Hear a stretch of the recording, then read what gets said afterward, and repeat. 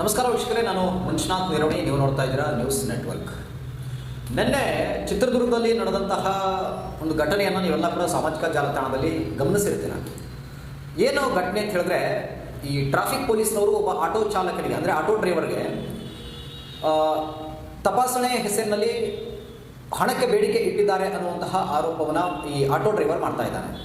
ಇಲ್ಲಿ ಪೊಲೀಸವರು ಹೇಳ್ತಾ ಇರುವಂಥದ್ದು ನಾವು ಆ ರೀತಿಯಾಗಿ ಯಾವುದೂ ಮಾಡಿಲ್ಲ ಅಂತೇಳಿ. ಆದರೆ ನಿಜಕ್ಕೂ ಕೂಡ ಪೊಲೀಸ್ನವರ ಕೆಲವೊಂದು ಸಾರಿ ಪೊಲೀಸ್ನವರ ಒಂದು ನಡವಳಿಕೆಗಳನ್ನು ನೋಡಿದ್ರೆ ನಮಗೆ ತುಂಬ ಬೇಜಾರು ಅನಿಸ್ಬಿಡುತ್ತೆ. ಯಾಕೆ ಪೊಲೀಸ್ನವರು ಅಷ್ಟು ಕೆಳಮಟ್ಟಕ್ಕೆ ಹೋಗಿ ಇಂತಹ ಸಣ್ಣ ಕೆಲಸವನ್ನು ಮಾಡ್ತಾರೆ ಅನ್ನುವಂಥದ್ದೇ ನಮಗೆ ಗೊತ್ತಾಗೋದಿಲ್ಲ. ಕೆಲವೊಮ್ಮೆ ಈ ಸ್ಕೂಲು ಕಾಲೇಜಿಗೆ ಹೋಗುವಂಥ ಹುಡುಗರುಗಳು ಬೈಕ್ ತೊಗೊಂಡು ಹೋಗ್ತಾ ಇರ್ತಾರೆ, ಅವ್ರ ಹತ್ರನೂ ಕೂಡ ನಿಲ್ಲಿಸಿ ಒಂದು 50 ರೂಪಾಯಿ ತೊಗೊಂಡು ಕಳಿಸುವಂತಹ ಸಾಕಷ್ಟು ಇನ್ಸಿಡೆಂಟ್ಗಳನ್ನು ನೀವೆಲ್ಲ ನೋಡಿದ್ದೀವಿ. ಬಿಡಬೇಕು ಪೊಲೀಸರು ಅಂತ ಹೇಳಿದ್ರೇ ಸಮಾಜದಲ್ಲಿ ಎಲ್ಲೋ ಒಂದು ಕಡೆ ನಮ್ಮನ್ನು ಪೊಲೀಸರನ್ನು ನೋಡಿದ್ರೆ ನಮಗೆ ಧೈರ್ಯ ಬರಬೇಕು, ಪೊಲೀಸರಿದ್ದಾರೆ ಬಿಡಪ್ಪ ಅನ್ನುವಂಥದ್ದು. ಹಿಂದೆ ಎಲ್ಲ ಈ ಕಳ್ಳ ಕಾಕರನ್ನ ನೋಡಿದ್ರೆ ಭಯ ಬೀಳ್ತಾ ಇದ್ರು ಜನಗಳು, ಈಗ ಪೊಲೀಸರನ್ನ ನೋಡಿದ್ರೆ ಭಯ ಬೀಳ್ತಾ ಇದ್ದಾರೆ. ನಾವೀಗ ಎಲ್ಲೋ ಹೊಟ್ಟಿದ್ದೀವಿ ಅಂತ ಹೇಳಿದ್ರೆ ಟ್ರಾಫಿಕ್ ಪೊಲೀಸ್ ನಿಂತಿದ್ದಾರೆ ಅಂದರೆ ಇಲ್ಲೇ ಭಯ ಪಡ್ಕೊಂಡು ಗಾಡಿನ ಅದಿಸ್ಕೊಂಡು ಹೋಗ್ತಾ ಇರ್ತಾರೆ, ಅವರೆಲ್ಲೋ ಬಿದ್ದು ಏನೋ ಆಗ್ತಾ ಇರುತ್ತೆ. ಹಿಂದೆ ಮಂಡ್ಯದಲ್ಲೂ ಕೂಡ ಅಂಥದ್ದೇ ಒಂದು ಘಟನೆ ಆಗಿತ್ತು, ನೀವೆಲ್ಲ ನೋಡಿದ್ದೀರಿ. ತಾಯಿ ಮತ್ತು ಮಗ ಎಂತಂದರೆ ಒಂದು ಮಗುನ ಕರ್ಕೊಂಡು, ಅಂದರೆ ಮೊಮ್ಮಗನ ಕರ್ಕೊಂಡು ಹೋಗ್ತಾ ಇದ್ರು. ಹೋಗುವಂಥ ಸಂದರ್ಭದಲ್ಲಿ ಪೊಲೀಸರು ಅವರ ಗಾಡಿಯನ್ನು ಅಡ್ಡಗಟ್ಟಿದ್ರು. ಅಡ್ಡಗಟ್ಟದಂಥ ಸಂದರ್ಭದಲ್ಲಿ ಹಿಂದೆಗಡೆ ಬಂದಂತಹ ಸ್ಪೀಡಾಗಿ ಬಂದಂಥ ಲಾರಿ ಗುದ್ದಿ ಮಗು ಸತ್ತು ಹೋಗ್ಬಿಟ್ಟಿತ್ತು. ಇಂಥ ಎಷ್ಟು ಎಕ್ಸಾಂಪಲ್ಗಳನ್ನು ಕೊಡಬೇಕು ಹೇಳಿ. ತೀರಾ ಅಂತಂದರೆ ಟ್ರಾಫಿಕ್ ಪೊಲೀಸ್ನವರಾಗಿರ್ಬೋದು, ಈ ಸಿವಿಲ್ ಪೊಲೀಸವರು ಕೂಡ, ಅಂದರೆ ಗ್ರಾಮೀಣ ಭಾಗದ ಕಡೆ ಹೋದರೆ ಕೆಲವೊಂದು ಕಡೆ ಟ್ರಾಫಿಕ್ ಪೊಲೀಸ್ ಇರೋದಿಲ್ಲ, ಸಿವಿಲ್ ಪೊಲೀಸರೇ ಇರ್ತಾರೆ. ಎಷ್ಟು ಚೀಪ್ ಅಂತ ಹೇಳಿದ್ರೆ 5-10 ರೂಪಾಯಿಗೂ ಕೂಡ ಕೈ ಚಾಚ್ತಾರೆ. ನಮ್ಮ ಕಮಿಷನರ್ ಅವರು ಜನಸ್ನೇಹಿ ಪೊಲೀಸ್ ಅನ್ನುವಂತಹ ಒಂದು ಕಾರ್ಯಕ್ರಮವನ್ನು ತಂದರು. ಏನು ಜನಸ್ನೇಹಿ ಪೊಲೀಸರು ಅಂತ ಹೇಳಿದ್ರೆ, ನಾವು ಜನರ ಜೊತೆಗೆ ಇರ್ತೇವೆ, ಜನ ಭಯ ಪಡಬಾರ್ದು, ಸಮಾಜದಲ್ಲಿ ನಮ್ಮ ಸುತ್ತಮುತ್ತಲೂ ಕೂಡ ಯಾರು ಭಯದಿಂದ ಬದುಕಬಾರ್ದು, ಭಯದ ವಾತಾವರಣ ಹೋಗಬೇಕು, ಎಲ್ಲರೂ ಖುಷಿಯಾಗಿ ಇರಬೇಕು ಅನ್ನುವಂಥದ್ದು. ಆದರೆ ಇಲ್ಲಿ ಪೊಲೀಸರನ್ನೇ ನೋಡಿ ಜನ ಭಯ ಬೀಳ್ತಾ ಇದ್ದಾರೆ. ಚಿತ್ರದುರ್ಗದಲ್ಲಿ ಏನು ರೀ ಆಯಿತು, ನಾಚಿಕೆ ಆಗಬೇಕಾ? ಟ್ರಾಫಿಕ್ ಪೊಲೀಸ್ ಇಬ್ಬರು ಇದ್ದಾರೆ, ಅಲ್ಲಿ ASI ಇರಬೇಕು.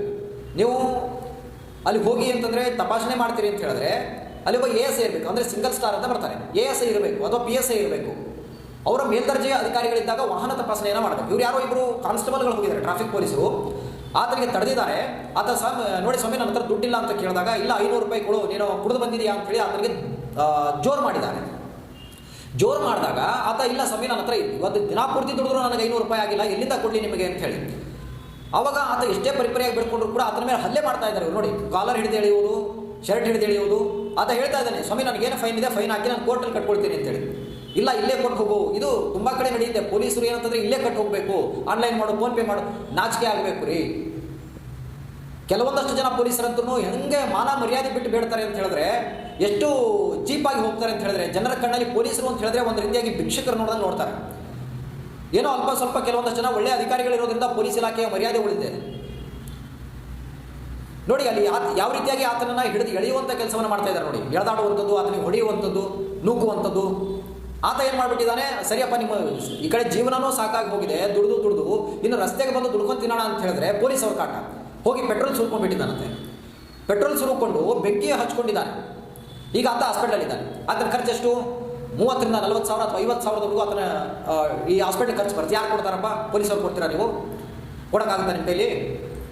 ಅದಕ್ಕೋಸ್ಕರ ನಾವು ನಿಮ್ಮನ್ನು ತಪಾಸಣೆ ಮಾಡುವಂಥದ್ದು ತಪ್ಪು ಅಂತ ಹೇಳ್ತಾ ಇಲ್ಲ. ತಪಾಸಣೆ ಮಾಡಿ ಯಾವ ರೀತಿಯಲ್ಲಿ ಆತ ತಪ್ಪು ಮಾಡಿದರೆ ಕಾನೂನು ರೀತಿಯಾಗಿ ಕ್ರಮ ಜರುಗಿಸಿ ಆತನಿಗೆ ಕೋರ್ಟಿಂದ ಫೈನ್ ಹಾಕಿ ಕೋರ್ಟಲ್ಲಿ ಕಟ್ಕೋತಾನೆ, ಮತ್ತೊಂದು ಮಾಡ್ಕೊಳ್ತಾನೆ. ಅದನ್ನು ಬಿಟ್ಟು ನೀವು ಸ್ಥಳದಲ್ಲಿನೇ ಫೈನ್ ಕಟ್ಟು, ಸ್ಥಳದಲ್ಲಿನೇ ಇದು ಮಾಡು.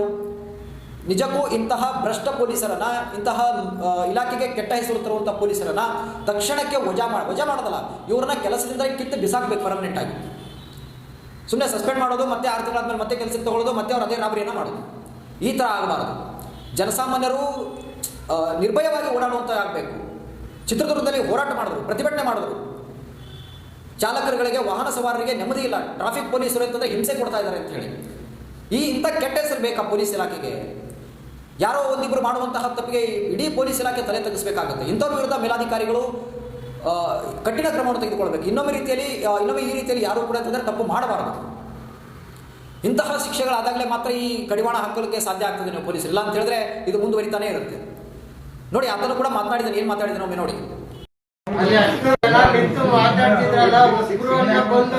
ಸರ್ ಬಿಡಿ ಸರ್, ಯಾಕೆ ಸರ್ ಹಿಂಗೆ ತಪ್ಪಾಗಿದೆ ಬಿಡಿ ಸರ್, ಏನು ಹೋಗ್ಲಿ ಅಂತ ಹೇಳಿಲ್ಲ.